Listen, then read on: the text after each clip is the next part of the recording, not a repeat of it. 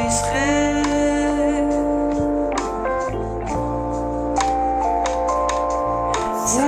მიწამდეროდა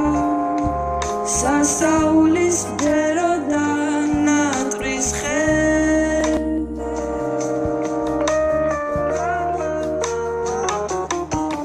ცეცხლი მინით ხდებოდი